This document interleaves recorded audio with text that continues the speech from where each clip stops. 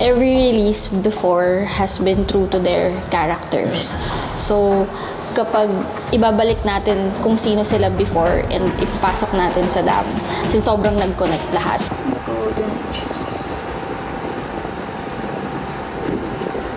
Dito siya.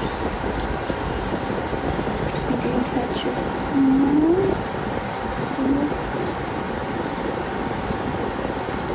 Basically, Dam is Pablo's dream. Literally, Pablo's dream. Ang taas ng pressure, lahat kami ganado to really perform. Gusto namin ng mahabang planning. Gusto namin ng pulidong planning and may time for the artistry to grow. And pinagbigyan tayo. And pinagbigyan talaga. Sobrang grateful kami doon. And yung amount of creative freedom, natatranslate ko ng maayos in terms of the logos, in terms of the look, the colors. Kasi yung songwriting niya mismo na ilalatag niya sa akin. And sobrang na-appreciate namin yun as artists kasi we get to see the intention behind the music. Natatranslate namin dun sa visual that pinuproduce namin ngayon for them. Let's make sure everything connects, everything snaps in. So people would think and people would look back to everything that they have released before. And we have Alan Shi as a director. Who's been working with them. Has been working with them since what? Since what? Actually, since the trailer of Ikalawang Yugto. It's always been Alan Shi. So Alan Shi, Carlo, it's been the same team. That's why it feels like home. One of the challenges pa was sa creative direction part was the wardrobe. Kasi since it's medieval, it requires so much attention to detail. That's why good thing we have the best of the best. Like literally right now here, sila Miss Rain, sila Francis Libiran, sila Neric Beltran. Dun sa briefing pa lang, ang sabi nila is, ito na guys, welcome back. Kasi since tayo rin yung gumawa ng pagtatag pa. So, parang sabi nila na this is the third chapter. We have to conduct an interview with them, like a discovery session with the members to really get to know what they want to tell. Yung seed, parang mahihigitan nyo sa ganda. So, if, for example, umakit ka ng bundok, ang taas na narating mo. But how do you higitan yun? Tatanim ka. May puno. Period siya, di ba? Pero it's also a seed that you can plant and you can reach more heights. And at the same time, you're able to inspire people through that seed. Kasi babalik. Parang naging cycle siya. So parang ang initial nilang brief is, it's medieval, and then sacrifice. One of the challenges pa was it requires so much attention to detail. 3, 2, 1, go! Yun, okay? Alam nila yung gusto nila eh. So it makes everything easy in terms of visually ha. Kasi nagpo-provide sila ng gusto nila. Na-appreciate namin si Stel kasi actually, sobrang laki na ng tinulong niya sa story. Yung character niya, kasi sabi niya, I would like to suggest na sana may dalawang character ako. You can see I have two personalities then, which is the good and bad still. So yung good, technically, siya yung nakakulong doon sa loob ng mirror. And yung bad, siya yung parang nag-uudyok doon sa mga tao na parang pumilit pumasok nung mga layers namin, parang puntahan yung magic tree.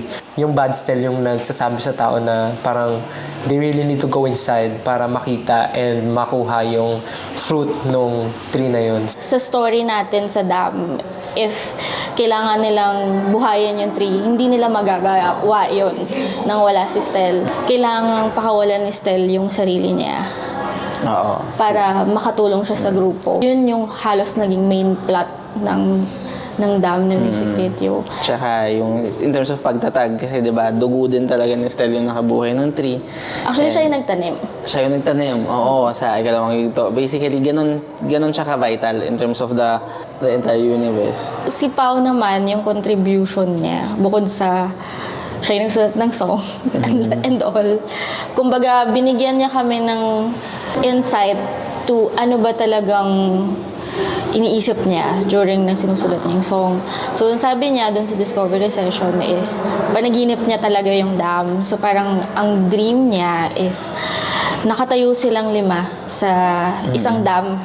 Parang dulo. Parang dulo, parang cliff, oo.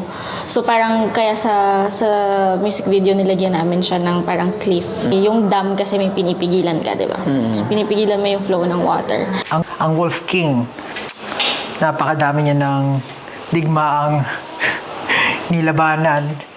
And dumating sa point na napapagod na siya sa mga laban-laban, sa digmaan. So, parang nagpahinga siya sa kanyang lair kung saan namalagi siya for many years. The ability niya is shadows. So, he is able to control the shadows. And so, syempre, hindi pwede sinaga ng araw kasi nga nandun na siya sa lair. Basically, Dam is Pablo's dream. Kasi panaginip niya talaga. Panaginip And natutuwa kami na napapanaginipan na yung boys kasama siya sa panaginip. And Kaya kasama siya sa pangarap. Oo, kasama sa pangarap. Dapat mag-call ko sa face.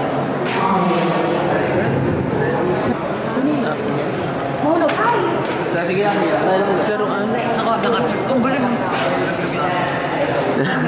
And lahat dapat approve nila. Lahat dadaan sa kanila. So parang, alam mo yun, the moment na may na-approve na talagang lahat sila on board doon. Lahat-lahat kami sobrang alam na namin yung creative brief by heart. Okay. It's better.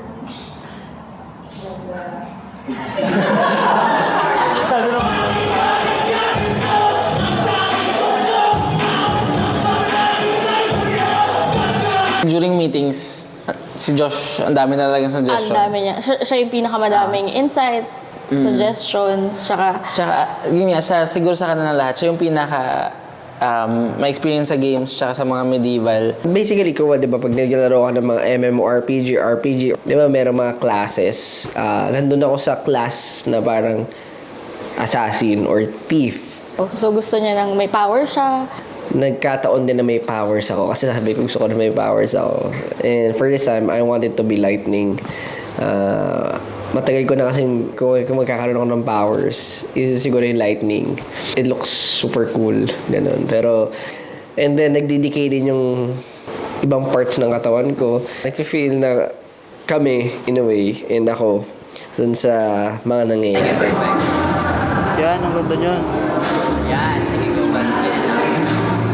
Pero syempre, minsan kasama lang yun sa challenges ng buhay natin. Hindi tayo syempre papayag na mahina tayo. It's just a bad day. Not a bad life. Nung dinidirect ko siya kanina about sa isang post niya, sinabi ko lang yung certain, sabi ko, mag-arc warden post ka from Dota. Alam niya na agad. So, yun yung thing about Josh. Kasi, ang dali niya pumasok doon sa role niya ngayon. Baliktad yung siksik ko. Baliktad? Marumi kasi ito eh. Tapos sa meetings din naman, usually kasi si Ken, ang dal-dal niya talaga. Tapos siya yung tumatayo. Tapos parang sabi niya, alam ko yan. Alam ko yung reference niya. Alam ko yung ganyan. Yung character ko sa music video is para siyang warrior and madami siyang pinagdaanan. He has a lot. One thing is parang troubled siya or anxious siya because of what happened sa war. So, that's why pag nakikita niyo sa music video, and that's why yung character ko naging ganyan is because he wants to protect the tree. And of course, yun yung goal ng group. Ready? 3, 2, 1. Start ka muna sa Yuko. Yuko ka muna. Yan. Okay. Sila Josh, si Ken, they know the material. Ultimo, pati yung details ng book, sinabi ni Ken na mas maganda yan pag may mga metal parts, pag ganito yung writing. As in, lahat sila may inputs to that very detail. Si Jack kasi sobrang natutuwa kami kasi lahat ng ipoproduce namin, lahat ng ipaplano, ipapakita namin sa kanya visually, sobrang nagugustuhan niya, sobrang appreciative siya for it. And may inputs din talaga sila na what if ganito yung material, what if ganito yung color. Magsisend talaga siya ng photo, magsasearch siya. Oo, as in real time, pag nakita niya, magsisend agad siya ng photos para lang to suggest. Hanggang makarating kami ngayon kasi I believe that the boys, SB19, alam nila yung gusto nila eh. So it makes everything easy in terms of visually. He represents the decisions of the group din. Yung character ko naman dito sa Dam music video is very, sabi ko, me, very me. Hindi, kita nyo naman, nature, ganyan, halahalaman. Blind ako, pero I can see more than what the normal people can see. Parang ganun yung mensahe niya na hindi lang ako nakakita basta, but I can see what's beyond And nakita ko nga kung ano yung solusyon dun sa problema, parang ganun. Ang role ko is, yung character ko, isang researcher. Yun, even though I'm blind, I can see what's beyond.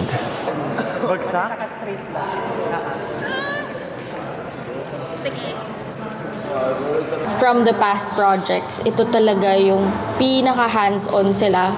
Kasi sa lahat ng meeting, they make sure na nandyan silang lahat. Doon namin naramdaman na sobrang pina-prioritize na to. As in, sobrang binibigyan nila ng effort, binibigyan nila ng time. Basically, yung MV na to, ang taas ng value for them na they wanted to be as ambitious as possible. They wanted to be personal as possible. Sobrang naging madali because everybody is on board. As in, lahat kami it's on the single. As in, lahat kami in one page. Sobrang ganda and sobrang happy ng boys sa kinalabasan.